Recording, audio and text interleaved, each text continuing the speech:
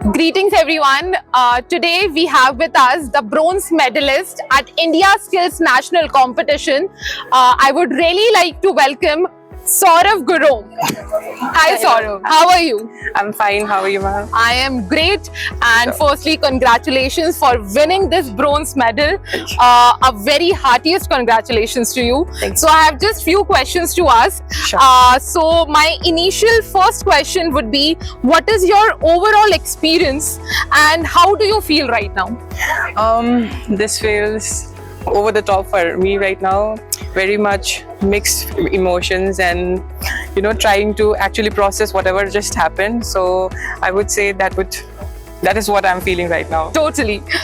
So just my next question would be, how was your learning at MSU different from a typical classroom experience? Surely. So the experience overall is very much different from whatever I have an understanding of what a typical traditional classroom is.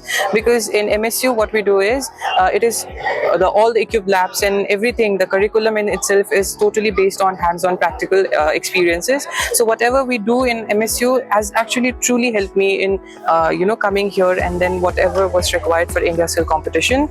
And I would like to extend my heartfelt gratitude and thankfulness to Meravi Skills University, our Chancellor, Vice Chancellor Sir, and also all the amazing faculty members, and also my mentor, Miss Meghna Chetri, who is here with us today. And then without our guidance it would have not been possible for me. So I would truly like to extend my gratitude to them. Thank you. So sort of just one question. What would you say to students who want to compete at India Skills but feel underconfident?